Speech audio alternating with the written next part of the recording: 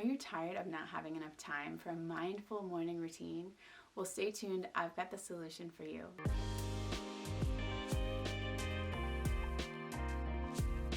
Hello, friends, and welcome back to The Journey with Janine. Janine here, and I'm so glad to be here with you discussing how to maximize your time and make your morning routine happen in 15 minutes.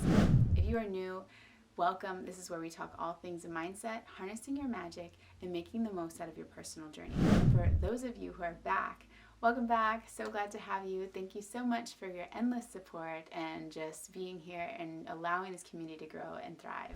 So the morning time comes. You feel rushed, you feel overwhelmed, you feel like you're never having enough time. You're in this hamster wheel of nonstop having to do, trying to keep up, kind of hustle and bustle.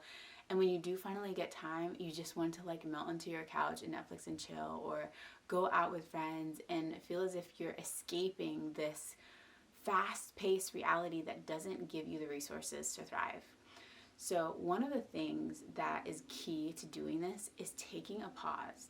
Taking a pause is one of the most powerful things that we can do to first understand where is the rush coming from. Because a lot of times the pace of our life is not dictated by the things around us. It's us. It's our decision to set really strong boundaries and to allow ourselves to say no. Say no to something. What are you going to say no to?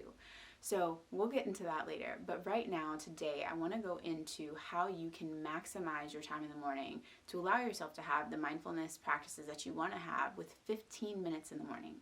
15 minutes may not sound like a lot, but you can actually get a lot of things done in that time.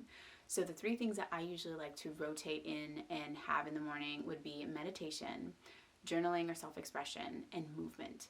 These three activities allow your body to get the movement that it needs to support its purpose and what it's meant to do.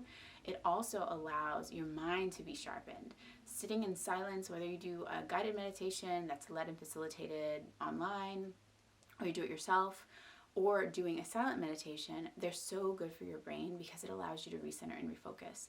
This supports you elevating your prioritization of what's actually important for your day because you're clear. You're not chasing thoughts from yesterday and thinking already ahead of what's to do. You're deciding, you're saying no to the noise, and you're starting your day off with intention. So having those three as your kind of go-tos, what I like to do is do 5 minutes of each. I just set a timer, go ahead on my phone, go to my clock or alarm app, set a 5-minute timer for each of those, and I just go back to back to back. I usually like to start off with movement first, and some people may be like, movement? How am I going to do movement in 5 minutes? If you do non-stop movement for 5 minutes, you're going to be tired. You're going to get some type of benefit with the way that your body is moving vigorously. This can look like a 5-minute yoga practice, a yoga flow. I love to do a quick yoga flow. It could be doing squats nonstop for 5 minutes, whether it's jumping or it's stabilized standing still squats, push-ups, you can do planks, you can do whatever it is that's going to get your body moving in a way that creates a bit of vigor and heat. And then you're going to be in this space to surrender to stillness and allow yourself to meditate or be still or to pray. And it's going to be that much more powerful and effective. Having that time of stillness, identifying the thoughts that are swirling and whirling in your head, and then finishing off with the 5 minutes of self-expression to journal or to write or even to read is a really great way to start your day mindfully and maximize the time that's available. 15 minutes. You have 15 minutes. I can guarantee you that you have 15 minutes.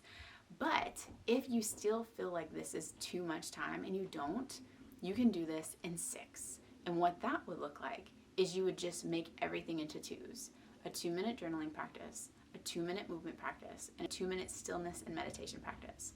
I love doing this on the really, really busy days where it's like literally I have no time, because you still got it done. You still said yes to yourself and said no to the noise so that you could have that time to reinvest in your energy that supports you in setting the tone for your day.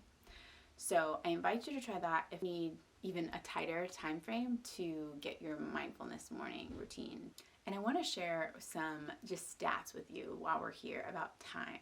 So 15 minutes, if you do that every day, while it may not seem like a lot, 15 minutes every single day, 365, is 91 hours in a year. 91 hours for the entire year. You spent 91 hours dedicated to yourself through mindfulness, meditation, journaling, movement. Like, How much better of a person are you going to be after 91 hours of self-development every morning? And it's not a lot of time, it's 15 minutes. The average person spends 3 to 6 hours a day on their phone, whether it's recreationally or it's in between kind of business, but not really.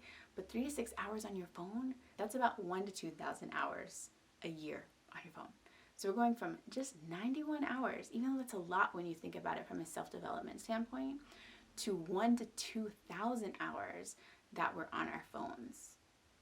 Make a choice, make a decision. Where are you investing your time and energy in? And how can you change that to support your transformation in being better in your mind, body, and soul? So the decision's up to you. Make a choice today and see how you can utilize this season to really reinvest in yourself. Make the most out of those 15 minutes or those 6 minutes and revamp your morning routine to be more mindful.